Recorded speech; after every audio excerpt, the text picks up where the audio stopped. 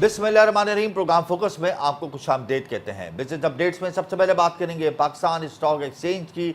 आज भी 100 इंडेक्स ने तारीख रकम कर दी है। 100 इंडेक्स ने अपने पिछले तमाम रिकॉर्ड तोड़े और 91,800 का नया हिस्सा अबूर किया। मार्केट में रिकॉर्ड तेजी का रुझान जारी है। सेंटिमेंट्स पॉजिटिव है। मुस्बत मौशी अशारिये और आइंदा मॉनेटरी पॉलिसी में शरह सूद में कमी की तवक्कुआत ने सरमाकारों का एतमाद बहाल किया और 100 इंडेक्स ने तारीख रकम की। 100 इंडेक्स की क्लोजिंग नेगेटिव जोन में हुई। प्रॉफिट टेकिंग जाहिर सी बात है, जब मार्केट ऊपर जाती है तो प्रॉफिट टेकिंग का भी सिलसिला देखा जाता है और मार्केट का इख्तिताम प्रॉफिट टेकिंग की वजह से रेड जोन में हुआ। ताहम मार्केट का ज़्यादातर हिस्सा रिकॉर्ड तेज़ी की जानिब गामजन रहा। Banking sector, oil and gas sector, refinery sector के शेयर्स में नुमाया खरीदो फरोख्त का सिलसिला देखा गया। इसके अलावा शेख हमदान बिन जायद अल नहयान से वज़ीर तवानाई नासिर हुसैन शाह और कौंसल जनरल बखीत अतीक अल लुमैती की अहम मुलाकात हुई। मुलाकात में दोनों रहनुमाओं के दरमियान अंदूर सिंध में सरमायाकारी के हवाले से तबादला ख्याल हुआ। थर मनसूबे से बिजली के मसाइल में कमी आएगी। थर मनसूबे पर सरमायाकारी की जाएगी। इंफ्रास्ट्रक्चर पर इन्वेस्टमेंट की जाएगी। यूएई की जानिब से इस हवाले से गुफ्तगू हुई। यूएई और सिंध गवर्नमेंट के हवाले से मुस्तक़बिल में इंफ्रास्ट्रक्चर की बेहतरी के लिए, ट्रांसपोर्टेशन की बेहतरी के लिए, एनर्जी की बेहतरी के लिए, हाउसिंग की बेहतरी के लिए मुख्तलिफ मनसूबों पर बातचीत पहले ही से जारी है और इस हवाले से शेख हमदान बिन जायद अल नहयान की ये मुलाकात मज़ीद एतमाद में इजाफा करेगी। मुस्तक़बिल में बिजली और दीगर मनसूबों में सरमायाकारी की जाएगी, शेख हमदान बिन जायद अल नहयान ने यकीनदानी करा दी है। इसके अलावा पाकिस्तान की गैस कंपनियों ने ओगरा से गैस कीमतों में इजाफे की दरख्वास्त कर दी है। ये बुरी खबर है। एक तरफ बिजली सस्ती करने की बात की जा रही है चंद पैसे, और दूसरी जानिब 54% गैस की कीमतों में इजाफे की दरख्वास्त दे दी है गैस कंपनियों ने। इससे यकीनन हमारी मईशत पर मनफी असरात मुरतब होंगे। महंगाई के ऊपर भी इसके मनफी असरात मुरतब होंगे। जो अफरात ज़र की शरह है वो 6.9% पे आ गई है। इन्फ्लेशन की फिगर्स 6.9% पर आ गए हैं। जब बिजली सस्ती होगी चंद पैसे तो ये पॉजिटिव है, और जब 54% गैस की कीमतें इंक्रीज़ होंगी तो ये नेगेटिव है। तो इसका इम्पैक्ट ऑब्वियसली इन्फ्लेशन की फिगर्स पर आएगा। इसके अलावा स्टेट बैंक की मॉनेटरी पॉलिसी कमेटी का इजलास 4 नवंबर को होगा। एक फाइनेंशियल इंस्टीट्यूशन ने जो सर्वे किया उसकी रिपोर्ट के मुताबिक 85% लोगों की ये राय है कि शरह सूद में 2% की कमी होगी। 30% लोगों की ये राय है कि शरह सूद में 2.50 यानी 2.5% की कमी होगी। खैर कमी तो होगी क्योंकि अफरात ज़र की शरह 6.9% पर है। इन्फ्लेशन के नंबर्स हमारे डिक्रीज़ हो रहे हैं। शरह सूद में कमी होगी। जब शरह सूद में कमी होती है तो इंडस्ट्रियलाइजेशन चलती है, नई बिज़नेस, नए इंडस्ट्रीज़, नए स्टार्टअप्स मार्केट में इंट्रोड्यूस होते हैं, लोगों का एतमाद बहाल होता है, लोग बैंकों से पैसा निकालते हैं, स्टॉक एक्सचेंज में इन्वेस्ट करते हैं, प्रॉपर्टी में इन्वेस्ट करते हैं, मुख्तलिफ म्यूचुअल फंड्स में इन्वेस्ट करते हैं। तो इससे पहिया चलता है मुल्क का और ये खुशहाइन बात है। खित्ते में बहरहाल अभी भी पाकिस्तान में शरह सूद का फिगर सबसे ज़्यादा है, 17.5%। आज हम प्रोग्राम के अंदर इस्लामिक बैंकिंग के हवाले से बात करेंगे कि नॉन शरिया कंप्लाइंस रिस्क क्या है जिससे इस्लामिक बैंकिंग की शरह में उस तरीके से इजाफा नहीं हो रहा है जिस तरीके से हम देखना चाहते थे। हम टारगेट से क्यों पीछे हैं और इस्लामिक बैंकिंग की डिमांड में इजाफा हो रहा है लेकिन सप्लाई में कमी क्यों हो रही है। इसके अलावा हम प्रोग्राम में इंडस्ट्रियलाइजेशन इशूज़ के ऊपर भी बात करेंगे कि इंडस्ट्रीज़ के जो चैलेंजेस हैं वो ताहाल बरकरार क्यों है, हत्ता कि मौशे शारिये बेहतर हो रहे हैं। तो इंडस्ट्रियलाइजेशन को बेहतर करने के लिए हुकूमत को कौन कौन से इक़दाम उठाने होंगे। और आखिर में हम टैक्स के हवाले से भी बात करेंगे कि जो टैक्स है उसकी इनकम टैक्स गोशवारे जमा कराने की आखिरी तारीख कल है। टैक्स जीडीपी को, टैक्स रेवेन्यू को, टैक्स कलेक्शन को बेहतर करने के लिए हमने कौन कौन से इक़दाम उठाने होंगे। IMF अगर कहता है कि नहीं आपने टैक्स जीडीपी को 13% तक लाजमी लेकर जाना है तो फिर मिनी बजट आएगा। इन तमाम मौज़ूआत पर हम तफसीली गुफ्तगू करेंगे, लेकिन यहाँ वक्त एक ब्रेक का, हमारे साथ रहिएगा।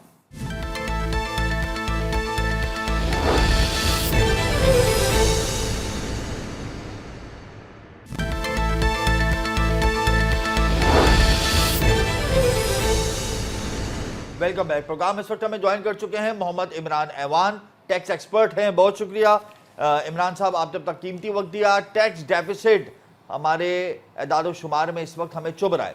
एक तो फिस्कल डेफिसिट, हुकूमत के शाना खराजात, और एक टैक्स डेफिसिट। अब टैक्स डेफिसिट को पुर करने के लिए क्या आप समझते हैं कि मिनी बजट आ सकता है? बहुत शुक्रिया हमजा भाई। सूरत इस वक्त ये है कि मुल्क के अंदर इस वक्त इस कदर अजीब सी कैफियत है कि उस कैफियत के अंदर टैक्स डेफिसिट बढ़ तो सकता है, टैक्स डेफिसिट कम करना एक बहुत बड़ा हदफ है। اور مستقل بنیادوں کے اوپر جو ٹیکس پیئر ہے جو ٹیکس دینا چاہتا ہے اس کے اوپر اتنے زیادہ سوالات جو ہیں وہ لاگو ہوتے چلے جا رہے ہیں. جیسے کہ ابھی آپ کی نالج میں ہوگا جی کہ 350 سیکشن 350 کے تحت جو ہے وہ اس دفعہ پہلی دفعہ جو ہے وہ باقاعدہ ایک حلف نامہ جو ہے وہ جاری کیا گیا کہ آپ بھی کوئی بندہ بھی جو سیل ٹیکس ریٹرن جمع کرا رہا ہے وہ باقاعدہ پورا ایک حلف نامہ بتائے گا کہ میری ہر چیز انشور ہے, میری کوئی فلائنگ انوائسز نہیں ہے, میری ساری پرچیز بالکل کلیئر ہے, میری سیل بالکل کلیئر ہے. یعنی مزید یعنی جو لوگ دینا چاہ رہے ہیں, جو لوگ ٹیکس کے حوالے سے اپنی چیزوں کو مینیج کر رہے ہیں, سیل ٹیکس ایک بڑا ہدف ہوتا ہے, ریونیو کا ایک بہت بڑا ہدف ہے, لیکن اس کے حوالے سے اس قدر پابندیاں کہ کبھی انگوٹھا لگانے کی کہ ہر جولائی میں آ کے جو ہے وہ ہر جی ایس ٹی کرنے والا جو ہے جا کے اپنے آپ کو دوبارہ ویریفائی کرے گا, بیلنس شیٹ فراہم کرے گا. تو اس قدر چیزوں کے اندر کیسے پاسبلٹی ہے کہ ٹیکس ڈیفیسٹ جو ہے وہ کم ہو جائے. دوسری صورت یہ ہے کہ ٹیکس کا جو ایک اور ذریعہ ہے جس کو کہتے ہیں ہم آپ کو کہ زرعی یعنی جاگیرداروں کے اوپر ٹیکس جو ہے وہ لگایا جائے, جو کہ ایک طویل عرصے سے یہ بات کی جا رہی ہے, لیکن اس کے حوالے سے بھی حکومت کے اندر شامل جتنے بھی لوگ ہیں وہ اس بات کو کسی صورت بھی تیار نہیں ہے. اور الٹیمیٹلی جو ہے وہ ٹیکس ٹیکسیٹ کرنے کے لیے سیلری پرسنٹ کے اوپر جس قدر اس وقت دباؤ اور جس قدر سیلری پرسنٹ کے اوپر ٹیکس بڑھا دیا گیا ہے, اس سے تو یہ محسوس ہوتا ہے کہ صرف حکومت کا بنیادی جو بیچارہ شکار ہے یا جو بنیادی طور پہ پسا ہوا طبقہ ہے وہ سیلری پرسنٹ ہے. تو ایسی صورت کے اندر آپ بتائیں مجھے کہ کیسے پاسبلٹی ہے کہ ڈیفیسٹ جو ہے وہ کم ہو, بلکہ ڈیفیسٹ مزید بڑھنے کے بہت زیادہ امکانات روشن ہوئے. تو اس ڈیفیسٹ کو کنٹرول کرنے کے لیے, اس ڈیفیسٹ کے خلا کو پر کرنے کے لیے منی بجٹ آ سکتا ہے, کیا سمجھتے ہیں آپ؟ دیکھیے اس وقت پریشر بہت زیادہ ہے, یعنی آئی ایم ایف کا اور دیگر چیزوں کا کچھ کچھ ایسی جو چیزیں تھیں جن کے اوپر گورنمنٹ نے سبسڈی تھی, جن کے اوپر جی ایس ٹی لاگو نہیں ہوتا تھا. مثال کے طور پہ کچھ ادویات کے اندر کچھ ایکٹیو مٹیریل ایسے تھے جن پہ جی ایس ٹی کا کوئی کانسیپٹ نہیں تھا, جی لیکن حکومت کو اپنے اس ہدف کو پورا کرنے کے لیے مجبوراً ان سیکٹرز کو بھی چھیڑ رہی ہے جو سیکٹر جو ہے وہ ایگزام کی صورت میں آتے تھے. تو ان کو صورت میں لانے کے لیے, ان کو کسی فریم ورک میں لانے کے لیے یقیناً کسی منی بجٹ کا سہارا لینا پڑے گا. جی. کوئی صورت ایسی نظر نہیں آ رہی. اب یہ بتائیں عمران صاحب کہ انکم ٹیکس گوشوارے جمع کرانے کی تاریخ کل لاسٹ ہے. اب اس کے اعداد و شمار اگر ہم سامنے رکھیں تو مطمئن ہو جائیں کہ گزشتہ سال جو انکم ٹیکس گوشوارے جمع کرانے کے اعداد و شمار تھے اس کے مطابق یہ زیادہ ہیں یا ریکارڈ سطح پر ہیں, یا کچھ امید بندی ہے کہ ہاں ہم اپنی ٹیکس جی ڈی پی کو انکریز کر لیں گے؟ اچھا دیکھیں اس وقت جو انکم ٹیکس کے حوالے سے یہ ہے کہ بہرحال حکومت نے جس سطح کے اوپر بھی اور جس طریقے سے بھی مہم چلائی اور اپنی پوری ایگریسو مہم چلائی, سوشل میڈیا کا بھی استعمال کیا, پرنٹ میڈیا کا بھی استعمال کیا, اس کے نتیجے میں اس وقت جو ہے وہ تقریباً 4.8 ملین یعنی 48 لاکھ لوگ جو ہیں کم و بیش جو ہے وہ اس کے اندر شامل ہوئے ہیں جنہوں نے باقاعدہ اپنا ریٹرن جمع کرایا ہے. یہ ایک بہرحال بڑی اچیومنٹ ہے, ایسا نہیں ہے پچھلے سالوں کی بنسبت یہ ایک بڑا گول ہے یہ پہلی دفعہ ہوا ہے, یہ نمبر ہم نے پہلی دفعہ میں دیکھے ہیں. جی پہلی دفعہ فرسٹ ٹائم ان ہسٹری کے اتنے لوگوں نے, اور اس طریقے سے لوگ باقاعدہ. اچھا دوسری بات یہ کہ چیزوں کے اندر جس طریقے سے دیکھیں, میں نے پہلے بھی لاسٹ اس کے اندر ہی بات کی تھی کہ اگر لوگوں کے اندر صحیح طریقے سے چیز کو ڈیپیوٹ کیا جائے, لوگوں کو بتایا جائے تو اس سے زیادہ چیزیں فیگرز آ سکتی ہیں. لیکن خوف کے ماحول کی وجہ کے باوجود اور اس قدر چیزوں کے باوجود بھی ایک بڑا ہدف ہے کہ ہم 4.8 ملین کی طرف جو ہے وہ اس وقت انکم ٹیکس گوشواروں کا جمع ہونا, اور اس کے ذریعے یقیناً ریونیو بھی اس کے اندر ذریعے بڑا ہے. تو یہ ایک بڑی اچیومنٹ تو ہے, لیکن اس سے زیادہ اچیومنٹ ہو سکتی ہے. اس کی مثال کے طور پہ آپ دیکھیں نا, تاجر دوست اسکیم جو ہے وہ اس وقت حکومت کی ناکام ترین چیز ہو چکی ہے, کیونکہ تاجر کے اندر اس قدر خوف پیدا ہو گیا ہے کہ آپ نے 1200 روپے سے شروع کیا تھا, آپ نے کہا تھا کہ 1200 روپے دے گا, پھر وہ 1200 کو آپ جو ہے وہ اچانک طور پہ جو ہے وہ 6000 روپے لے گئے, اس 6000 کو بھی آپ 60,000 روپے لے گئے, یعنی سالانہ 6 لاکھ. تو اس کی وجہ سے تاجروں نے اس تاجر دوست اسکیم بھی بری طریقے سے حکومت کی اس وقت فلاپ ہو گئی ہے. بلکہ ایسا بھی موجود ہے کہ جو افسران جانا چاہتے ہیں مارکیٹوں کے اندر ان کو اس کے اندر انرول کرانے کے لیے, تو تاجر جو انرول ہو گئے انہوں نے تو معاملہ ختم ہی کر دیا, اور نئے تاجر اس طرف آنے کے لیے تیار نہیں ہیں. تو اب حل کیا ہے؟ اب حل کیا ہے کہ ایگریکلچر انکم ٹیکس کی طرف ہم جائیں یا موبیلائزیشن کریں, حل کیا ہے؟ سر حل یہی ہے, میں وہی تو آپ سے کہہ رہا ہوں, لوگوں کو باقاعدہ پہلے ان کو صحیح طریقے سے اویئرنیس دی جائے, ان کے ساتھ ایک سیشن کیا جائے, تاجروں کے مسائل کو بھی سنا جائے, کیونکہ انڈائریکٹلی اور ڈائریکٹلی بہت سارے ٹیکسز ایسے ہیں جو تاجر آلریڈی ادا کر رہا ہوتا ہے. لیکن صحیح بات تو یہ ہے کہ حقیقت بھی یہی ہے, لیکن میں اس بات کو بھی انکار نہیں کرنا چاہتا اور کوئی کسی ابہام میں نہیں رہنا چاہتا کہ حقیقت تو یہ ہے کہ ٹرن اوور ٹیکس بھی اگر تاجر صحیح طریقے سے دے تو گورنمنٹ کا بہت بڑا ہدف حاصل ہو سکتا ہے. لیکن اس کے لیے ضروری یہی ہے کہ اس کو صحیح طریقے سے اویئرنیس دی جائے, اس کو بتایا جائے, اور اس کے نتیجے میں اس کے فوائد اور ضوابط بھی گنائے جائیں. مگر عمران صاحب اب تاجر کوئی بچہ تو ہے نہیں کہ اس کو اویئرنیس دی جائے. تاجر دوست اسکیم کے لیے متعدد بار چیئرمین FBR نے تاجروں کو اسلام آباد بلایا, سیشنز منعقد کیے, ان سے گفتگو کی, اخباروں میں نہیں, اشتہارات دیے, ای میلز کی گئیں. تاجر جو ہیں اگر وہ خود ہی ٹیکس نہیں دینا چاہ رہے, وہ اپنے اثاثے ظاہر نہیں کرنا چاہ نہیں رہے, دیکھیے تو ایسا یہ بھی نہیں چلے گا, کیونکہ Hamza retailer, wholesaler, manufacture, distributor ان سب کو ٹیکس دے رہا ہے. جب کروڑوں روپے کی منی ٹریل ہوگی ماہانہ تو ٹیکس تو دینا پڑے گا. اب تاجر کی دکان کا سائز لے کر اگر FBR 60,000 روپے کا لگا رہا ہے چارج اس کے اوپر یا ٹیکس, تو اس کو دینا ہوگا, کیونکہ اس کی دکان کا سائز, اس کے بزنس کا سائز بڑا ہے. جو 1200 والا ہے اس کے اوپر 1200 روپے کا آئے گا. تو یہ تو کلیریفیکیشن FBR دے چکی ہے اس حوالے سے. دیکھیں نہیں, میں آپ کو ایک اور بات کلیئر کروں. دیکھو, پوائنٹ آف سیل کا سیٹ اپ 2019 میں شروع ہوا تھا. پوائنٹ آف سیل گورنمنٹ لے کر آئی تھی اور بہت اچھا سیٹ اپ تھا کہ پرچیز بھی آگے گرے گی اور سیل بھی آگے گرے گی, اور اس سے بہت ساری چیزیں کنٹرول ہو سکتی تھی. لیکن آپ دیکھیں کہ پوائنٹ آف سیل بھی ابھی تک اس طریقے سے امپلیمنٹیشن نہیں کر سکا, انفلوئنس نہیں کر سکا جس طریقے سے اسے ہو جانا چاہیے تھا. اگر وہ چیز ہو جاتی تو پھر یہ ساری تاجر اسکیم اور فلان یہ سب کچھ کرنے کی ضرورت نہیں پڑتی, کیونکہ وہ ایک ایسا بہترین سیٹ اپ تھا جس کے نتیجے کے اندر خریدار بھی محفوظ تھا اور بیچنے والا بھی محفوظ تھا. لیکن ہم اس کو بھی صحیح طریقے سے ایگزیکیوٹ نہیں کر سکے, سوائے چند بڑے بڑے جو برانڈ ہیں انہوں نے تو یہ چیز کر لی, لیکن اس وقت بہت بڑی ایسا گیپ موجود ہے جو کہ اس چیز کو ابھی تک نہیں کر سکا. اچھا, سیکنڈلی یہ ہے حمزہ بھائی کہ تاجر کا ٹیکس دینے کا مسئلہ نہیں ہے. دیکھیں میں نے آپ سے کہا نا, انڈائریکٹلی تاجر بہت ساری جگہوں پہ ٹیکس آلریڈی دے رہا ہوتا ہے, لیکن بیسکلی اسے کنکلوڈ نہیں کر پا رہا, اس کو مرج نہیں کر پا رہا. اگر وہ مرج کرے گا تو میں نہیں کہتا کہ کسی کے اوپر جو 60,000 کی لائبلٹی آئی ہے وہ 60,000 ہی رہے گی, بلکہ میں بھی پاسبل ہے کہ وہ 60,000 کی لائبلٹی اس کی مشکل سے 800, 1500, 2,000 اور 8,000 تک بھی پہنچ جائے. لیکن اصل چیز یہ کہ اس کو بتایا جائے کہ بھائی یہ کیا چیز ہے, اس کو آپ نے کیسے کیلکولیٹ کرنی ہے, نمبرز کیسے کیلکولیٹ ہوں گے, تو بات چیزیں سے نکل آئے گی, اور اس کے نتیجے میں گورنمنٹ کا ریونیو بھی بڑھے گا, ایک ریونیو بڑھے گا. اعتماد کا اچھا رشتہ مجھے پیدا عمران کیجئے. صاحب یہ بتائیں انشاءاللہ میں کہ نہیں سمجھتا کہ کوئی ایسی 350 اس سے بزنس کمیونٹی اتنی پریشان کیوں ہے؟ جی. اچھا دیکھیں, SRO 360 کے اندر وہی میں نے بھی انیشل بات آپ سے کی تھی کہ SRO 360 جو ہے نا وہ اچانک آ گیا. یعنی اس سے پہلے نہ تو کبھی یہ پوچھا جاتا تھا سیل ٹیکس والے سے کہ تم کتنی سیل کرتے ہو, تو تمہارا بیلنس شیٹ کیا ہے, تمہارا ریونیو کتنا ہے اور تم کتنا سیلز کرو. SRO 360 کے اندر جو بنیادی چیز ہے وہ یہ ہے کہ مثال کے طور پہ ایک بندہ GST میں رجسٹرڈ ہے, اس کی بیلنس شیٹ کے اندر اس کا کیپٹل 5 لاکھ روپے ہے, تو 5 لاکھ کا مطلب یہ ہے کہ وہ 5 ٹائم جو ہے وہ سیل کر سکتا ہے, 5 ٹائم کے بعد سیل نہیں کر سکتا. اور اس کو باقاعدہ SRO 350 کے اندر آیا کہ آپ اسے باقاعدہ اپنی بیلنس شیٹ کو انرول کریں اور اسے اپلوڈ کریں. سیکنڈلی جو چیز آئی اس کے بعد سیکنڈ اسٹیپ یہ آیا کہ جناب آپ نے 1 جولائی کے بعد جتنے بھی دیکھیں فلائنگ انوائسز کا اور دیگر چیزوں کا بڑے بڑے لوگ اس میں انوالو ہیں, سیمنٹ سیکٹر بھی انوالو ہے, آپ کا سریہ سیکٹر بھی انوالو ہے, بڑے بڑے لوگ انوالو ہیں, بلکہ سسٹم کے اندر کے لوگ بھی انوالو ہیں. دیکھیں فلائنگ انوائسز کو روکنے کے لیے یہ سارا 360 کا لے کر آئے تھے. اس کے نتیجے میں یہ تھا کہ اب انہوں نے کہا کہ جولائی کے اندر 1 جولائی سے ہر سال جو بھی بندہ GST میں رجسٹرڈ ہوگا وہ باقاعدہ کمیونیکیشن کرائے گا اور اپنی اویئرنیس دے گا کہ ہاں بھائی یہ موجود ہے. اور سیکنڈلی اس کے ساتھ ساتھ اب جو نیا آیا وہ ایک نیا آیا جو حلف نامہ آیا. فی الحال تو حلف نامے کو جو ہے وہ پوسٹپون کر دیا ہے 2 مہینے کے لیے, اور اس مہینے GST چلا گیا ہے, لیکن آنے والے وقتوں کے اندر جو ہے وہ GST کے حوالے سے یہ بات بالکل ہے کہ یہ کیا ہوگا, اس کے بارے میں FBR اور تاجروں کے درمیان مذاکرات جاری ہیں. آخر میں مجھے یہ بتا دیں عمران صاحب کہ 12,970 ارب روپے کا ٹارگیٹ ہم سال کے اختتام تک حاصل کر پائیں گے, کیا ٹیکس GDP کو ہم 30% تک لے کے جا پائیں گے؟ دیکھیں FBR نے تو ابھی تک جتنا بھی کام کیا ہے, آپ کی نالج ہونا چاہیے, اپنے ہدف سے بڑھ کے کام کیا ہے, بلکہ اپنے ٹارگیٹ کو حاصل کرنے کے لیے اس نے دیکھیں ہمارے یہاں گیپ ٹارگیٹ کو موجود ہے. حاصل کرنے کے لیے FBR نے سیلویٹ کلاس کا گلا گھونٹ دیا, GST, پیٹرولیم لیوی, کتنے ٹیکسز لگا دیے, مہنگائی کا طوفان برپا کر دیا. جن کو پر لگانے چاہیے وڈیروں پہ, جاگیرداروں پر, ان پر FBR ہمت نہیں کرتا, وہ کہتے ہیں کہ صوبوں کا معاملہ ہے. تو اگر اس طریقے سے معاملہ چلے گا تو کس طریقے سے ٹارگیٹ اچیو ہوں گے؟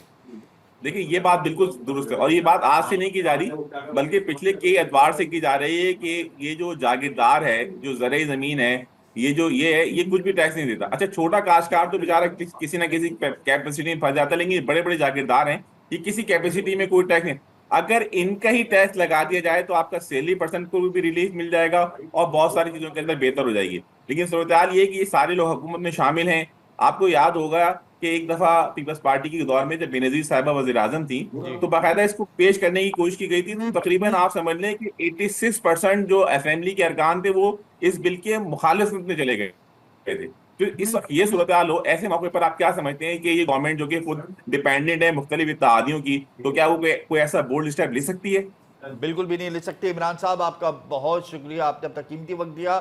ایگریکلچر کے اوپر انکم ٹیکس کی شرح نہ ہونے کے برابر ہے. سندھ میں 0.03% اور پنجاب میں 0.06% ہے.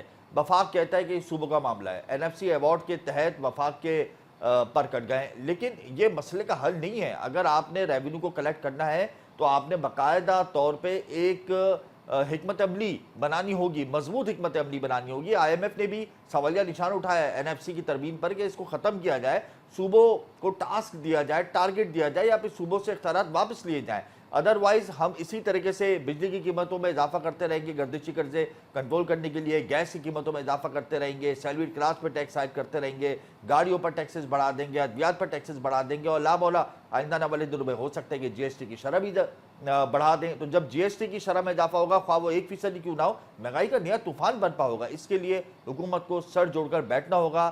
ٹیکس کلیکشن کے حوالے سے ایک بہتر پالیسی بنانی ہوگی، تبھی ہم 13% جی ڈی پی ٹیکس کی بڑھا سکتے ہیں. ادروائز ہم اپنی اکانومی کو ڈاکومنٹڈ نہیں کریں گے، ہم کچھ نہیں کر سکتے. یا وقت ایک بریک کا، ہمارے ساتھ رہیے گا.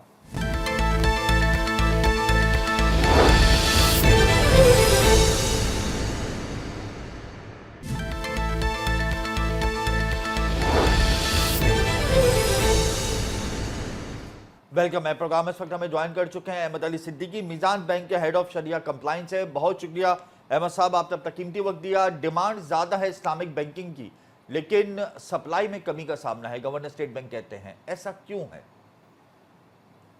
بسم اللہ الرحمن الرحیم. بہت شکریہ حمزہ صاحب. اسلامک بینکنگ کی ڈیمانڈ جیسا آپ نے کہا، بالکل پاکستان کے اندر اس کی تقریباً ہر شہری یہ چاہتا ہے کہ وہ اپنی بینکنگ کے معاملات کو شریعہ کے اصولوں کے حساب سے رکھے. اور اب فیڈرل شریعت کورٹ کے ڈیسیجن کے بعد 2027 کا ایک ڈیڈ لائن ہے جو بینکوں کے سامنے ہے، اور اب بینک اپنے آپ کو کنورژن کے لیے تیار کر رہے ہیں. تو اس وجہ سے کیونکہ کنورژن ایک بہرحال ایک پروسیس ہوتا ہے، اس میں اس افراد کو ٹرین کرنا ہوتا ہے، پروڈکٹس کو ڈیولپ کرنا ہوتا ہے، اور ساتھ ساتھ انویسٹمنٹ کے جو ایونیوز ہیں وہ شریعہ کمپلائنٹ طریقے سے دیکھنے ہوتے ہیں. جی تو یہ کچھ چیلنجز ہیں جس کے اوپر انڈسٹری میں کافی کام ہو رہا ہے. اور اب اسٹیٹ بینک آف پاکستان کی طرف سے بلکہ تمام بینکوں کو کہا گیا ہے کہ وہ اپنے کنورژن پلان اس مہینے کے آخر تک سبمٹ کرائیں. جی تو میں سمجھتا ہوں کہ اس کنورژن پلان کے آنے کے بعد اور بورڈ کے اپروولس کے بعد بینکوں میں کنورژن کی جو رفتار ہے وہ بہت تیزی سے اس میں اضافہ ہوگا. اور ساتھ ساتھ ایک اور اچھی چیز بھی ہوئی ہے مارکیٹ میں کہ جو شریعہ کمپلائنٹ سکوک ہیں جس کے اندر لوگ انویسٹ کر سکتے ہیں، اس میں اضافہ ہوا ہے. اور اسلامک میوچل فنڈ جو ہیں اس میں بھی بہت اضافہ ہوا ہے. تو اب کسٹمرز کے پاس مختلف شریعہ کمپلائنٹ یعنی انویسٹمنٹس کے ایونیوز آتے جا رہے ہیں. تو کچھ بینکوں کی طرف جا رہے ہیں، کچھ حضرات میوچل فنڈز کی طرف جا رہے ہیں، کچھ لوگ جو ہیں وہ اب ڈائریکٹ سکوک میں انویسٹ کرنے کے لیے جا رہے ہیں. گورنر اسٹیٹ بینک یہ کہتے ہیں کہ اسلامک بینکنگ کا سب سے بڑا چیلنج نان شریعہ کمپلائنس ہے. یہ رسک فیکٹر جب تک رہے گا اسلامک بینکنگ پروان نہیں چڑھ پائے گی پاکستان میں. اس کا حل کیا ہے، آپ کیا کہتے ہیں اس حوالے سے؟ اصل میں جو گورنر صاحب نے بات کی ہے وہ اس کا میں اس کو اس طرح اگر میں ایکسپلین کروں کہ اسلامک بینکوں کا جو سب سے بڑا ایک چیلنج ہے وہ یہ ہے کہ کہیں کوئی ٹرانزیکشن خدا نخواستہ شریعت کے اصولوں کے خلاف نہ ہو جائے. اس کو ہم کہتے ہیں نان شریعہ کمپلائنس، یعنی ہونا یا شریعہ نان کمپلائنس رسک. جی تو جیسے جیسے ہم اسلامک بینکنگ کی طرف بڑھ رہے ہیں، ہمیں اپنے کنٹرولز، اپنے چیکس اینڈ بیلنس کو، اپنے جو شریعہ گورننس کے فریم ورک کو مضبوط کرنا ہوگا. الحمدللہ جو فل فلیج اسلامک بینکس ہیں اور جو اسلامک بینکنگ ونڈوز ہیں وہاں پہ یہ پورا frame work state bank of Pakistan کی طرف سے دیا گیا ہے. لیکن اس بات کا ہمیں بار بار احساس ہونا چاہیے کہ ہم خالی بزنس لینے کے چکر میں یا اپنی گروتھ کے چکر میں شریعت کے اصولوں کو نہ توڑ دیں. تو اس وجہ سے اگر گورنر صاحب کے بیان کو اس کانٹیکسٹ میں دیکھا جائے کہ اسلامک بینکوں کو جہاں گروتھ کرنی ہے، جہاں ہم نے سسٹم کو کنورٹ کرنا ہے، وہاں ہم نے بہت اس پہ دھیان دینا ہے کہ شریعہ کے جو پرنسپلز ہیں، جو اسلامک تجارتی معاملات کے اصول ہیں، ان کی خلاف ورزی نہ ہو. کیونکہ اگر خدا نخواستہ ان کی خلاف ورزی کرتے ہوئے آپ نے اسلامک بینکنگ کو آگے بڑھا دیا تو وہ پھر اسلامک بینکنگ کی بنیاد ہل جاتی ہے. تو اس لیے یہ ایک بہت اہم نقطہ ہے جس پہ گورنر صاحب نے نشاندہی کی ہے جی کہ دیکھیں رسک تو ہر بزنس میں ہے، لیکن اسلامک بینکوں کے لیے ایک بہت اہم رسک یہ ہے یا ایک بہت اہم چیلنج یہ ہے کہ وہ اپنے گورننس کو، کنٹرولز کو، شریعت کے اصولوں کی پاسداری کو اس کو بہت اس کا خیال رکھیں اور اس کو ایک طرح سے اس کو دل سے مانیں کہ جو شریعت نے جو پابندیاں لگائی ہیں ہم نے اس کو فالو کرنا ہے. کس طریقے سے ہم اسلامک بینکنگ کے مسائل کو حل کر سکتے ہیں؟ اسٹیٹ بینک نے ٹرانسفارمیشن ایک ٹاسک فورس قائم کی ہے تاکہ اسلامک بینکنگ کے مسائل کو حل کیا جا سکے. وہ حل ہم اور مزید کیسے سولو کر سکتے ہیں، اس حوالے سے کیا کہیں گے؟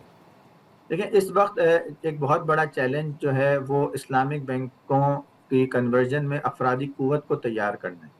تقریباً ایک اندازے کے مطابق 1,50,000 سے زیادہ افراد ہیں جو کنونشنل بینکنگ سے وابستہ ہیں. جی ان کی ذہن سازی کرنا ہے، ان کو ری ٹرین کرنا ہے اور ان کو اسلامک بینکنگ کے اصول سکھانا ایک بہت بڑا چیلنج ہے. اس پہ کام ہو رہا ہے. اسی طرح عوام میں جو اویئرنیس ہے پیدا کرنا، یہ ایک بہت بڑا چیلنج ہے. اس پہ کام ہو رہا ہے. حکومت کے جو قرضے ہیں جو سود پر مشتمل ہیں ان کو شریعہ اصولوں کے مطابق کنورٹ کرنا، یہ ایک بہت بڑا مائل سٹون ہوگا. اگر ہم اس کو اچیو کر لیں تو سمجھ لیں ہمارا سسٹم خود بخود اسلامک کی طرف کنورٹ ہو جاتا ہے، کیونکہ جو قرضوں کا ہجوم ہے حکومت پاکستان کا، جو سودی قرضوں کا ہجوم ہے وہ کافی بڑا ہے. تو یہ بہت بڑا چیلنج یہ ہے ہمارے پاس. اس کے ساتھ ساتھ ٹیکنالوجی کا استعمال ہے کہ ہم ٹیکنالوجی کے استعمال کر کے اسلامک بینکنگ کی پروڈکٹس کو ملک کے کونے کونے تک لوگوں کو اویلیبل کریں، تاکہ جو لوگ سود کی وجہ سے اپنی بچت بینک میں نہیں رکھتے یا جی بینکوں کا بائیکاٹ کرتے تھے یا بینکوں سے دور رہتے تھے، اب ان کے پاس ایک اسلامی طریقے سے بچت کرنے کا، بینک اکاؤنٹ کھولنے کا اور سرمایہ کاری حاصل کرنے کا ایک حل موجود ہو. ساتھ ساتھ انوویشن کو بھی کی اہمیت کو ہم نہیں کم کر سکتے. نئی پروڈکٹس اسلامی بینکوں کو مزید لانی ہوگی. اللہ کا شکر ہے اس وقت ایک بہت بڑا اسلامک بینکنگ کے پاس پروڈکٹ مینیو ہے جو آپ کی تقریباً ہر ضرورت کو پورا کرتا ہے، لیکن جو ٹیکنالوجی کا تقاضا ہے، وقت کے تقاضے ہیں، اس کو سامنے رکھتے ہوئے نئی پروڈکٹس مزید آئیں گی. اسلامک جو فن ٹیک ہے خاص طور پہ، جی اس کے اندر ہمیں کافی ہم سمجھتے ہیں کہ اس میں ترقی کی گنجائش ہے اور انوویشن کی گنجائش ہے. اسلامک بینکنگ کا ٹارگٹ کیا ہے اور ہم ٹارگٹ سے کتنا دور ہیں؟ دیکھیں اسلامک بینکنگ کا جو فیڈرل شریعت کورٹ کا ڈیسیجن تھا اور جو اسٹیٹ بینک آف پاکستان کے گورنر صاحب کی طرف سے ہمیں بیانات بھی نظر آتے ہیں اور بہت سارے اب آفیشل یہ بات کرتے ہیں کہ 31 دسمبر 2027 کی جو ڈیڈ لائن ہے، ہم سب اس کو ٹارگٹ کر رہے ہیں کہ اس ٹائم تک انشاءاللہ پورا پاکستان کا جو بینکاری کا نظام ہے وہ شرعی اصولوں پہ کنورٹ ہو جائے گا. اور اس کے لیے مختلف مائل سٹون رکھے گئے ہیں. اسٹیٹ بینک آف پاکستان کے اندر ایک بہت پاورفل کمیٹی ہے، اسٹیئرنگ کمیٹی جو کام کر رہی ہے، اس کے اندر ورکنگ گروپس ہیں اور اس کے اندر بے شمار سب کمیٹیز ہیں. تو تقریباً کوئی 30 سے 35 کمیٹیز اس وقت اسلامک بینکنگ کے کنورژن پہ کام کر رہی ہیں، لیگل اسٹرکچر پہ کام کر رہی ہیں، ریگولیٹری اسٹرکچر پہ کام کر رہی ہیں. ابھی ہمیں پتہ چلا کہ اسٹیٹ بینک آف پاکستان اور حکومت کے جو لوگ ہیں وہ اسلامک بینکوں کے لیے ایک سیپریٹ قانون پر بھی کام کر رہے ہیں تاکہ پورا لیگل فریم ورک ہمارے پاس آ جائے. تو یہ کام ہو رہا ہے، کافی تیزی سے ہو رہا ہے. حکومت کے قرضوں کو کنورٹ کرنے کے جو ایک بہت بڑا ٹارگٹ ہے، جی جو ہدف ہے، اس کے اوپر بھی کام ہو رہا ہے. اور یہ میں سمجھتا ہوں کہ ایک بہت بڑا اچیومنٹ ہوگی اور اس سے پاکستان کی معیشت کو بھی فائدہ ہوگا، ہمارے پورے اکنامک سسٹم کو بھی فائدہ ہوگا اور ہم ایک ایسے فائنینشیل میکینزم کی طرف جائیں گے جو زیادہ اکنامی سے لنک ہوگا، جو زیادہ آپ کے معیشت کو سہارا بھی دے گا اور ترقی کی طرف لے کے جائیں گے. احمد صاحب آخر میں یہ بتائیں کہ ہم آئی ایم ایف کے پلان میں ہیں، ورلڈ بینک سے ہم قرضہ لیتے ہیں، ایشین ڈیولپمنٹ بینک سے ہم قرضہ لیتے ہیں، پیرس کلب سے ہم نے قرضہ لیا ہوا ہے، ملٹی نیشنل بینک سے ہم قرضہ لیتے ہیں. تو ہم جو ڈیڈ لائن ابھی دی گئی ہے، کیا ہم اس کے مطابق پورے پاکستان میں کنونشنل بینکنگ کو ختم کر سکیں گے؟ کیا اسلامک بینکنگ کا مکمل فعال سسٹم ہو جائے گا پاکستان میں؟ یہ آپ کو ممکن نظر آتا ہے؟ دیکھیں یہ یقیناً ایک چیلنجنگ ٹاسک ہے، لیکن ہم اس پہ پر امید ہیں کہ خاص طور پہ جو پاکستان کے اندر جو لوکل بینکنگ کا نظام ہے، جس کے اندر جو لوکل بینکس پاکستان میں یا جتنے بھی ادارے فائنینشیل ادارے پاکستان میں کام کر رہے ہیں، جی ان کا کنورژن اگر ہم دیکھیں تو یہ بالکل پاسبل ہے. اس میں اوبیسلی محنت بھی کرنی پڑے گی، کام بھی کرنا پڑے گا. اور جہاں تک یہ بات ہے کہ جو عالمی مالیاتی اداروں سے قرضے لیے گئے ہیں، تو یہ بات کئی دفعہ ہمارے سامنے آئی ہے کہ یہ جو بہت سارے مالیاتی ادارے ہیں، ورلڈ بینک ہے، ایشین ڈیولپمنٹ بینک ہے، IMF بھی ہے، یہ اسلامک فائنینس کو ایکسیپٹ کر چکے ہیں، اور اگر حکومت پاکستان ان کے ساتھ بات کرے اور ان سے یہ ریکویسٹ کرے اور ان سے یہ ڈیل کرے کہ ہمیں آپ اسلامی پرنسپلز کے اوپر فائنینس کریں، تو میں سمجھتا ہوں کہ بالکل نہ صرف یہ پاسبل ہے بلکہ یہ زیادہ اچھا ہوگا، کیونکہ جب اسلامک پرنسپلز پہ آپ فائنینسنگ لیتے ہیں تو آپ کو اس کی پروگریس مانیٹرنگ، اس کو پروجیکٹ کے ساتھ ٹائی اپ کرنا پڑتا ہے، جس کی وجہ سے ملک میں ریئل اکنامک پروگریس میں زیادہ آپ کے پاس مواقع کریٹ ہوتے ہیں۔ تو یقیناً، اور ورلڈ بینک کا اسلامک فائنینس کا جو سینٹر ہے وہ تو استنبول میں کام کر رہا ہے، اسی طرح بہت سارے مالیاتی اداروں میں جو بڑے ان کے اندر اسلامک فائنینس کے اسپیشلسٹ موجود ہیں، تو ہمیں ضرورت یہ کہ ان سے ہیلپ لیں اور ہم یہ انہیں بتائیں کہ ہمیں آپ اسلامی طریقے تجارت یا اسلامک فائنینسنگ کے موڈ پہ ہمیں آپ فائنینسنگ پرووائڈ کریں۔ اچھا احمد صاحب، اسلامک بینکنگ کی پروڈکٹ پہ جو پروفٹ ملتا ہے اس کی شرح زیادہ ہے as compared to commercial bank, یہ کیا ماجرا ہے؟ گورنر اسٹیٹ بینک نے کہا اس حوالے سے شکایات بھی موصول ہو رہی ہیں۔ دیکھیں، دو چیزیں، کنونشنل بینکوں کے اندر جو پروفٹ ہے نا، وہ اصل میں کیا ہے کہ وہاں پہ اسٹیٹ بینک کی ایک پالیسی ہے کہ آپ نے اتنا سود دینا ہے، جس کو وہ منیمم ڈپازٹ ریٹ کہتے ہیں۔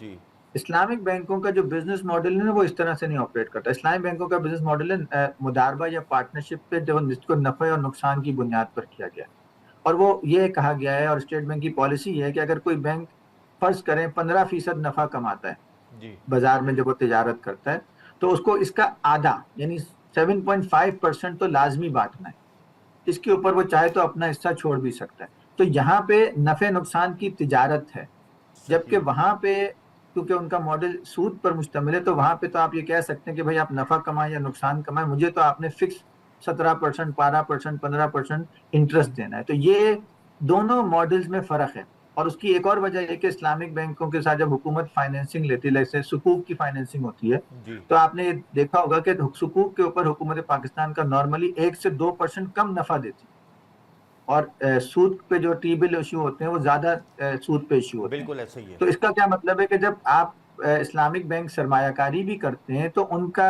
جو ریٹرن ہے وہ ایک تو سکوک میں کم آتا ہے فار ایگزامپل، اس کے بعد ان کا سسٹم ہے پارٹنرشپ کی بیسس پہ۔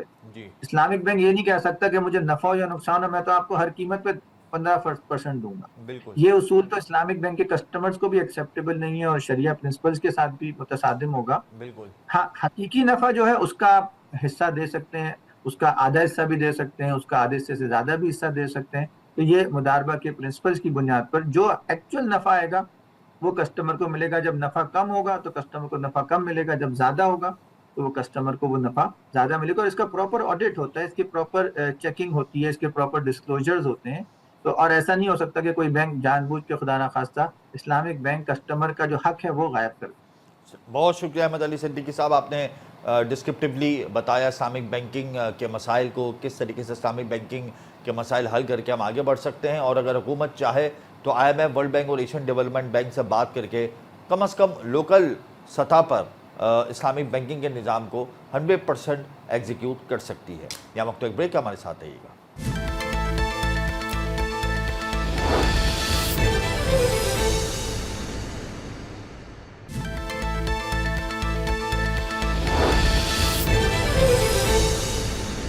ویلکم ہے پروگرام، اس وقت ہمیں جوائن کر چکے ہیں احمد عظیم علوی، صدر ہیں سائٹ ٹریڈ اینڈ انڈسٹری کے۔ بہت شکریہ احمد صاحب، آپ نے اپنا قیمتی وقت دیا۔ خوشائن بات ہے، ہمارے مثبت اشاریے بہتر ہو رہے ہیں، ہمارا ریمیٹنس بہتر ہو رہا ہے، ہمارا ڈالر کنٹرول ہے، ہماری اسٹاک مارکیٹ پرفارم کر رہی ہے، ہمارا کرنٹ اکاؤنٹ بیلنس سرپلس میں گیا ہے، لیکن انڈسٹریل ایشوز بالکل ویسے ہی ہیں جیسے ہم گزشتہ چند سالوں سے دیکھ رہے ہیں۔ تو کس طریقے سے ہم اس بھنور سے باہر نکلیں گے؟ وعلیکم السلام حمزہ، بہت بہت شکریہ آپ نے مجھے اس پروگرام میں انکلوڈ کیا۔ جی حمزہ دیکھیں، ول تو اب نظر آ رہی ہے، گورنمنٹ کے جو لوگ ہیں ان کی ول نظر آ رہی ہے کہ وہ ان مسائل پہ حل کرنا چاہتے ہیں، اور ہمیشہ سے ہم لوگ ایک بات یہ کہتے رہے کہ اسٹیک ہولڈرز کو آپ آن بورڈ رکھیں۔ جب آپ اسٹیک ہولڈرز کو آن بورڈ رکھیں گے تو وہ آپ کو گراؤنڈ ریئلٹیز بتا سکیں گے۔ ڈرائنگ روم میں بیٹھ کے، اے سی فٹڈ آفیسز میں بیٹھ کے یہ مسئلے حل نہیں ہو سکتے جب تک کہ جو لوگ فرنٹ لائن پہ ان کو فیس کر رہے ہیں ان کو اپنے ساتھ نہ بیٹھائیں۔ تو تو الحمدللہ اس بار گورنمنٹ نے بٹھایا ہے اور جتنی گورنمنٹ ایجنسیز ہیں جی وہ میرا خیال میں اسٹیک ہولڈرز کو ساتھ لے کر چل رہی ہیں. اس کا فائدہ آپ کو نظر آ رہا ہے. آپ کو آنے والے دنوں میں اللہ نے چاہا انشاءاللہ اور اچھی نیوز ملنے کو سننے کو ملیں گی. احمد صاحب, کاسٹ آف ڈوئنگ بزنس ہمارا بڑھ گیا ہے. یہ خوشحال بات ہے کہ بجلی سستی ہوگی مستقبل میں, لیکن دوسری جانب اب گیس مہنگی کر دیں گے اپروکسیمیٹلی 54-55%, تو امپیکٹ تو وہی نیگیٹو آنا ہے مستقبل میں. دیکھیں بات آپ نے بھی وہی کی کہ آگے چل کر ہوگی. کیا ذرائع ہوں گے جن کی وجہ سے بجلی سستی ہوگی, یہ بھی ہمیں ضرور ڈسکس کرنا چاہیے کہ ایسا کیا ماجزا ہونے جا رہا ہے جس کی وجہ سے بجلی سستی آئی ہوگی. پی پیز ہمیں دو جو تین شٹ ڈاؤن ہوئے ہیں اس حوالے سے میں بات کر رہا ہوں کہ بجلی سستی ہو سکتی ہے دیکھیں صنعتوں کے لیے. بجلی بالکل سستی ہو سکتی ہے. اس میں ہمیں جو جنریشن ہے, جو ہماری ہائیڈل جنریشن ہے, اپنے قدرتی ہمارے پاس وسائل ہیں جن کو ہم بروقار لا کر کے بجلی سستی کر سکتے ہیں. اس کے بعد ہمیں ٹرانسمیشن لائنز پہ کام کرنا ہوگا, وہ بھی بڑی آبسلیٹ ہیں. جی ہمیں ان کو بھی اچھا کرنا ہوگا, ماڈرن کرنا ہوگا تاکہ ہمارے لائن لاسز کم سے کم ہو سکے. جی ہمیں ایک جامع پروگرام پہ چلنا ہوگا. ہم آج کیونکہ بجلی کی کھپت کم ہے, ہم بجلی سستی کر دیں تو یہ تو ہر ایک کو سمجھ میں آ رہا ہے وہ کیوں آگے جا کے انڈسٹری لگائے گا یا ایسے شعبوں میں آئے گا جہاں کل پھر اس کی بڑھ جائے, اس کی طلب بڑھ جائے, پھر چیز مہنگی ہو جائے. لیکن ایسے کام نہیں ہوتا. کام ایسے ہوتا ہے کہ ہم یہ کہتے ہیں کہ اگلے 15 سالوں کے لیے آپ کے لیے یہ چیز فکس کر دی گئی, آپ لائیں آرڈر, ہم سے کمٹمنٹ لیے جائیں کہ ٹھیک ہے جی ہم کتنے بلین ایکسپورٹ کر سکیں گے, ہم کتنے لوگوں کو یہاں پہ نوکریاں دے سکیں گے. ہم لوگ بیٹھے ہیں یہ کمٹمنٹ کرنے کے لیے, لیکن ہمیں ایشورٹی دی جائے کہ اگلے 15 سالوں کے لیے, 20 سالوں کے لیے یہ پالیسی فریز ہے. اس میں بہتری تو آئے گی آپ کے مشوروں کے ساتھ, اس میں کوئی برائی نہیں آئے گی, اس میں بجلی کے ریٹس نہیں بڑھیں گے, گیس کے ریٹس نہیں بڑھیں گے. دیکھیں ہمیں ماحول کے لحاظ سے جی آج کی چیزوں کو دیکھتے اپنی پرائرٹیز چینج کرنی پڑیں گی کہ ہم نے گیس, جیسا آپ کہہ رہے ہیں گیس ڈپلیٹ ہو رہی ہے, گیس جو ڈپلیٹ ہو رہی ہے اس میں ہم نے کہاں گیس دینی ہے. دنیا کیسے آگے بڑھ رہی ہے, وہ ملک جنہوں نے پچھلے 15 سالوں میں بے تحاشا ترقی کی ہے ان کے ماڈلز کو ہمیں سامنے رکھنا پڑے گا کہ انہوں نے کیسے ترقی کی. وہ بھی ایسے ہی مسائل کا شکار تھے, اور ویتنام کی مثال آپ کے سامنے ہے, انہوں نے کیسے ترقی کی ہے. ہمیں اپنے ایک دوسرے, ہم جو ٹرسٹ ڈیفیسٹ ہے ایک دوسرے پہ, ہمیں وہ کم کرنا ہوگا. نئے نئے ایساروز روز دے کر کے ہمیں یہ ثابت کیا جائے, اپنی اتھارٹی ثابت کی جائے, یہ ختم کرنا ہوگا. ہم پہ ریلائی کریں, ہم انڈسٹریز پہ, بزنس کمیونٹی پہ ریلائی کریں, اس پہ اعتبار کریں, وہ ہمیشہ آپ کو بہت اچھے ریٹرنز دیتے رہیں. جی. اب یہ جو ڈیفیسٹ والی فیلنگ ہے نا وہ ہر ایک میں سے ختم کی جائے. ویسے الوی صاحب, ہم لوگ ایکسپورٹ پالیسی بناتے کیوں نہیں ہیں, اور اگر ہم غلطی صاحب نے ماضی میں ایک دفعہ بنائی تھی تو ڈٹرمنیشن کے ساتھ ہم نے اس کو کنٹینیو نہیں کیا, وجوہات کیا ہیں, کیا مسائل آ جاتے ہیں آڑے؟ دیکھیں یہ تو جیلانی صاحب جنہوں نے نہیں کنٹینیو کیا ان سے پوچھنا چاہیے, ہم تو حاضر ہیں. میں نے آپ سے کہا نا کہ ہم ہر طرح کے بعد, شاید اس وقت بزنس کمیونٹی زیادہ پریشان ہے کہ جو یوتھ اتنا ماشاءاللہ ہمارے پاس موجود ہے اس کا کیسے پازیٹیو استعمال کیا جائے. آپ دیکھیں نا ماشاءاللہ یونیورسٹیز ہیں, کالجز ہیں, اسکلڈ بھی لوگ نکل رہے ہیں, ان اسکلڈ بھی نکل رہے ہیں, وہ کہاں کھپیں گے. آپ سوچیں تو یہ کتنا پازیٹیو استعمال ہو سکتا ہے. ساتھ ساتھ اگر ان کو نہیں کہیں پازیٹیو استعمال کیا گیا تو کتنا نیگیٹو استعمال ہو جائے گا. بالکل ایسا ہی ہے. تو ویسے ہمیں انڈسٹریلائزیشن کے نمبرز کیا ہیں؟ انڈسٹریز سنا ہے کہ بہت تیزی سے بند ہو رہی ہیں, اور کچھ نے جو ہے وہ سنگل شفٹ کام کرنا شروع کر دیا ہے. سائٹ پاکستان کا سب سے بڑا اور سب سے پہلا انڈسٹریل یونٹ ہے, تو اس کے کیا فیگرز ہیں؟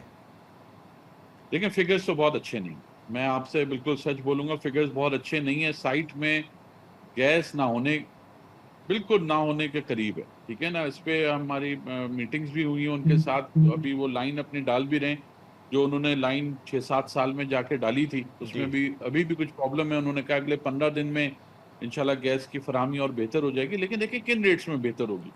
گیس اگر آپ یوز کرتے ہیں تو آپ تو ویسے ہی بند ہو جاتے ہیں, اتنی مہنگی ہو گئی ہے. میں بالکل. آپ سے وہی عرض کر رہا ہوں نا کہ بھئی دیکھیں میرا بھی گھر ہے, آپ کا بھی گھر ہے, آپ بھی دنیا میں گھوم رہے ہیں.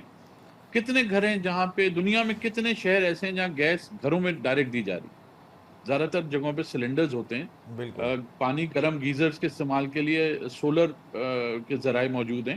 وہی کہہ رہا ہوں, ہمیں اپنی پرائرٹیز چینج کرنی ہوں گی. ہمیں بیٹھ کے ہو سکتا ہے سخت فیصلے کرنے ہوں, لیکن ان سخت فیصلوں سے ہمارے اگلے 100 سال کنفرم ہوتے ہیں کہ ہم اگلے 100 سال کی ترقی کریں گے انشاءاللہ تعالی. لیکن اگر ہم انہی چیزوں پہ چلتے رہے اور ہم پولیٹیکلی ڈر کے چلتے رہے کہ ہم یہ کیسے کریں گے، اس میں تو لوگ جو میسز ہیں وہ ہمارے خلاف ہو جائیں گے. ماسز دیکھیں، جب ماسز کے پاس نوکریاں ہوں گی، ماسز کے پاس ان کے بچوں کے پاس نوکریاں ہوں گی، تو وہ کیوں خلاف ہو جائیں گے؟ ہمیں یہ ڈر اپنے اندر سے نکالنا پڑے گا. بالکل. ہمیں یہ سمجھنا پڑے گا کہ یہ انڈسٹری چلے گی تو ٹیکسز آئیں گے، یہ انڈسٹری چلے گی تو یوتھ انگیج ہوگا، یہ انڈسٹری چلے گی تو فورن ایکسچینج آئے گا. بالکل پہیے ایک دوسرے سے جڑے ہوئے. آخر میں الوی صاحب یہ بتا دیں کہ کیا ہم سال کے اختتام پر اپنا ایکسپورٹ کا ٹارگٹ اچیو کر پائیں گے؟ نہیں. الوی صاحب اس کی وجوہات تو یہی ہیں کہ ہماری جو کاسٹ آف ڈوئنگ بزنس ہے وہ بڑھ گیا ہے، بجلی اور گیس کی قیمتیں بڑھ گئی ہیں، آرڈرز مشکل ہو گئے ہیں. ایسے ہی دیکھیں، آپ کا بائر آپ کے کال پہ نہیں آتا کہ جی میرے پاس اگلے 3 مہینے کے لیے بجلی سستی ہو گئی، آپ آرڈرز بھیج دو. ایسا کہیں نہیں ہوتا، ٹھیک ہے نا. آپ کے پاس بائر جو انٹرنیشنل بائرز ہیں ان کے ساتھ لانگ ٹرم آپ کے ساتھ ریلیشن شپ ہوتے ہیں. آپ نے لا اینڈ آرڈر سچویشن کو بہت ہی تیزی کے ساتھ صحیح کرنا ہوگا. مجھے معلوم ہے کہ یہاں پہ بڑی محنت ہو رہی ہے اس کے اوپر، اور بڑی کوششیں ہو رہی ہیں اس پہ. ہمارے جوانوں نے اپنی جانیں دی ہیں، ہم لوگوں نے اس پہ بہت نقصان سہا ہے، لیکن یہ اس وقت کی مجبوری ہے. ہمیں لا اینڈ آرڈر پہ بہت توجہ دینی ہوگی. ہمیں بائرز کو لا کے یہاں اسٹے کرانے ہوں گے، یہاں ان کی ایزی ایکسس ٹو انڈسٹری ہمیں اویل کرنی ہوگی، ہمیں اس کو مینج کرنا ہوگا. ابھی ماشاءاللہ ٹیکسپو ہوا تھا، اس میں آپ بھی آئے ہوں گے، آپ نے دیکھا ہوگا انٹرنیشنل بائرز آئے، انہوں نے ماشاءاللہ بہت سارے آرڈرز پلیس کیے. اور میں یہ چاہتا ہوں کہ نیکسٹ ٹائم یہ بائرز آئیں تو یہ فریلی موو کریں انڈسٹریل ایریا میں، یہ فریلی موو کریں anywhere they want to go in Pakistan, تاکہ ہمیں جو ایگریکلچر، فروٹس انڈسٹری، ہمیں ہر طرح کے آرڈر ملیں. الحمدللہ جو ٹیڈیپ نے اچیو کیا ہے پچھلے 2 سالوں میں وہ ایکسٹرا آرڈنری ہے، اور ہمیں اس کو چھوڑنا نہیں چاہیے. ہمیں اس کو چھوڑنا نہیں چاہیے، پالیسی بنانی چاہیے. بالکل. بہت شکریہ احمد عظیم الوی صاحب، آپ نے اپنا قیمتی وقت دیا. بائرز کو مطمئن کرنے کے لیے حکومت کو ایکسپورٹ کی پالیسی بنانی ہوگی، اور جب تک ہم ایکسپورٹ کی پالیسی نہیں بنائیں گے اپنے ایکسپورٹ کے ٹارگٹ کو نہ بڑھا سکتے ہیں اور نہ ہی اچیو کر سکتے ہیں. 33 ارب ڈالر ہمارا ایکسپورٹ کا ٹارگٹ ہے، اس کو کم از کم ہم نے 40 ارب ڈالر تک لے کے جانا ہے اور اس کو اچیو کرنا ہے. اور ایکسپورٹ فرینڈلی کنٹری ہیں ہم، اور خاص طور پہ اس میں ٹیکسٹائل کا ویٹ 60% ہے، تو ٹیکسٹائل کی پروموشن کے لیے بھی ہمیں ایسے اقدامات اٹھانے چاہیے جس سے آرڈرز ہمیں ملیں. بجلی گیس کی اویلیبلٹی اور پرائسز میں ہمیں کمی کرنی ہوگی تاکہ اعتماد بحال ہو اور ہم ویتنام، بنگلہ دیش اور انڈیا سے آگے بڑھ سکیں. یہ سب اسی وقت ممکن ہوگا جب حکومت فرینڈلی پالیسی بنائے گی ایکسپورٹرز کے لیے. پروگرام کا وقت کیا ختم ہوتا ہے، مجھے میری ٹیم کو اجازت دیجیے. اللہ حافظ.